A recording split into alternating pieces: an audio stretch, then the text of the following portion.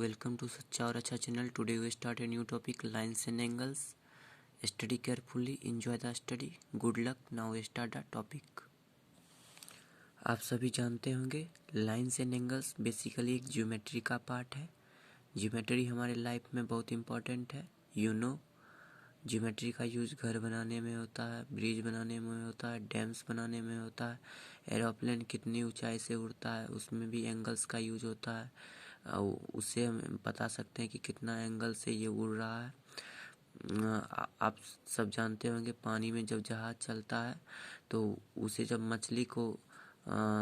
जैसे मछली को देखना रहता है तो वो सिग्नल्स के द्वारा भेजकर पता कर लेता है कि कितने एंगल नीचे मछली तैर रही है.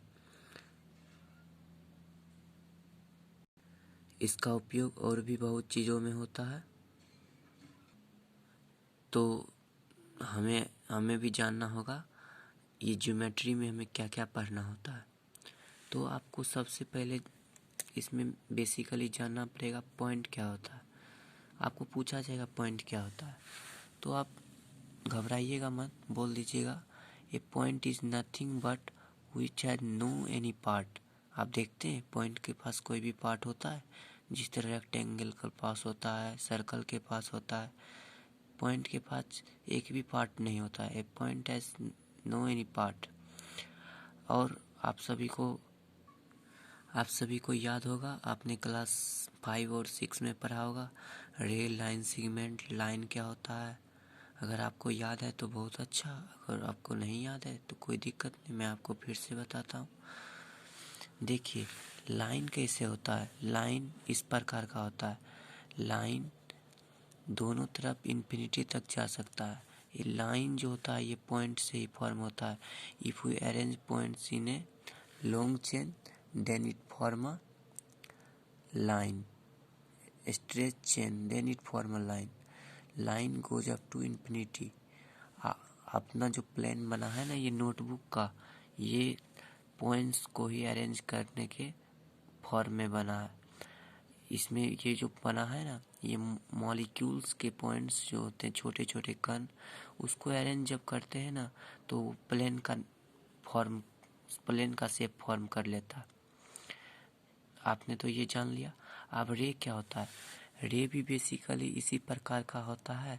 एक तरफ वो इन्फिनिटी तक जाता है लेकिन एक तरफ उसका एंड पॉइंट रहता है. एंड पॉइंट उसका एक तरफ रहता है, मतलब एक तरफ वो इन्फिनिटी डायरेक्शन में जाता है और एक तरफ उसका एंड पॉइंट रहता है. मतलब एक तरफ वो नहीं बढ़ेगा, एक तरफ बढ़ेगा.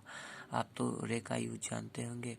फोर्स फिजिक्स में जब हम फोर्स पढ़ते हैं तो उसमें फोर्स का डायरेक्शन बताने के लिए हम रे का यूज करते हैं. आप समझ गए होंगे रे भी क्या होता है.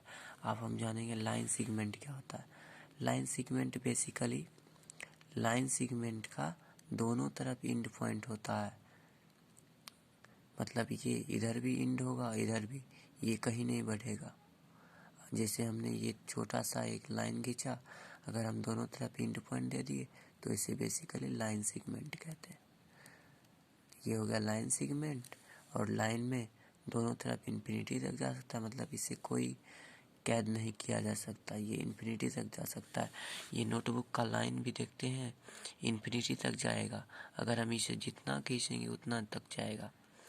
आशा करता हूँ आप ये लाइन सेगमेंट और रे समझ गए होंगे. अब हम बताते हैं एंगल किस प्रकार फॉर्म होता है. एंगल फ्रेंड्स, अगर आपसे पूछा जाए डिफाइन एंगल तो आप कहिएगा two rays originate from same point. ये कोई रटा हुआ डिफिनीशन में नहीं बोल रहा हूँ, यह आप भी एकदम आसानी से समझ कर लिखिए. आप तो देखते होंगे जब दो रेज सेम पॉइंट से निकलती हो, ओरिजिनेट करती हो, तो उसके बीच जो झुकाव बनता है यही हो गया एंगल. आप इसको अगर प्रोटेक्टर से नाप कर देखिएगा ना तो इसके बीच का जो झुकाव है वो एंगल कहलाएगा. आप एंगल समझ गए होंगे. अब वर्टेक्स किसको कहते हैं. वर्टेक्स कहते हैं ये जो दोनों रे है इसका कॉमन इनिशियल पॉइंट कौन सा है. इसमें तो common initial point of angle का दोनों रेखा ये है। तो इसी को अगर मानिए मैंने इसका नाम ए, बी और सी रख दिया, तो इसमें वर्टेक्स क्या हो गया, वर्टिसेस हो गया, इसमें बी हो गया वर्टिसेस। समझ गए, इसमें वर्टिसेस बी हो गया। अब ये क्लियर हो गया। अब इसमें अगर पूछा जाए आर्म कौन सा है, तो आर्म एंगल का ये आर्म ए बी और बी सी होगा, क्योंकि ये दो रे से बना है तो इसका आर्म बी सी और ए बी होगा। ये आप समझ गए। अब हम बताते हैं एंगल कितने प्रकार के होते हैं।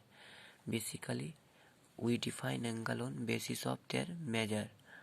तो सबसे पहला होता है, इसका नाम होता है राइट एंगल, जो कि एकदम एग्जैक्ट 90 डिग्री का होता है। इसे हम राइट एंगल कहते हैं।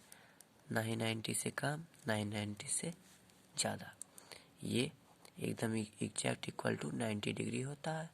और उसके बाद आता है स्ट्रेट एंगल, ये 180 डिग्री का होता है। इसे हम स्ट्रेट एंगल कहते हैं। ये आप जो कॉपी का लाइन देख रहे हैं, ये बिल्कुल एकदम 180 डिग्री का होता है, क्योंकि ये एकदम बिल्कुल सीधी लाइन होती है। ये आप समझ गए। उसके बाद है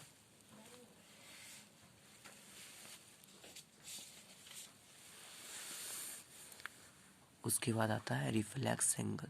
रिफ्लेक्स एंगल क्या होता है, वो 180 डिग्री से ज़्यादा होता है, 180 डिग्री से ज़्यादा होता है और 360 डिग्री से कम होता है। More than 180 degree but less than 360 degree. और एक होता है कंप्लीट एंगल।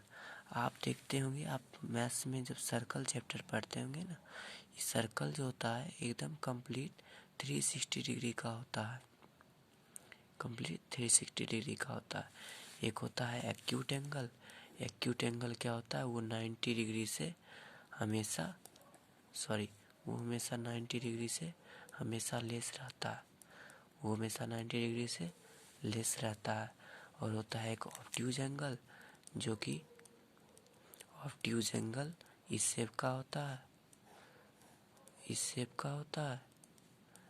इसका नाम ABC दे दिए।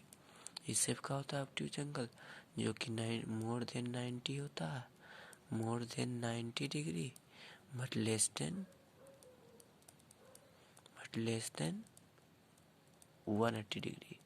इसको आप ऐसे भी लिख सकते हैं, 90 degree is smaller than angle BAC, मतलब 90 degree is greater than BAC and BAC is smaller than 180 degree. ये हम BAC का मतलब एंगल हो गया, एंगल। और बेसिकली दो प्रकार का और एंगल होता है, दो प्रकार का और एंगल होता है।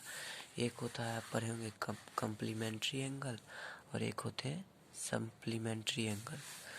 आपने जैसे एक एंगल लिया, आपने ये एंगल लिया, अब हम इसको बीच में एकदम, जैसे इसको हम बीच से एकदम बराबर हिस्से में डिवाइड करेंगे, तो इसका नाम हम एंगल AB और C रख दिए और इसका D रख दिए। अब जैसे ये जो दोनों एंगल है, ये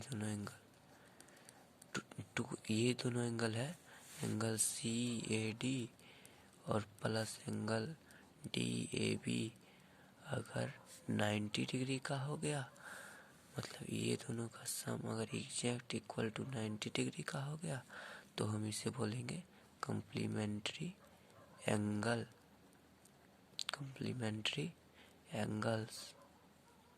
और सप्लीमेंट्री एंगल क्या होता है, अगर ये angle CAD plus angle DAB का सम 180 डिग्री होगा, तो हम इसे बोल देंगे सप्लीमेंट्री एंगल, सप्लीमेंट्री एंगल। उम्मीद करता हूँ आप ये सब समझ गए होंगे। नेक्स्ट टॉपिक में हम कुछ थ्योरम्स पढ़ेंगे, उसे प्रूव करेंगे, और अच्छे से पढ़िए दोस्तों। चैनल को लाइक और सब्सक्राइब कीजिएगा, अच्छे से पढ़िए। Good luck.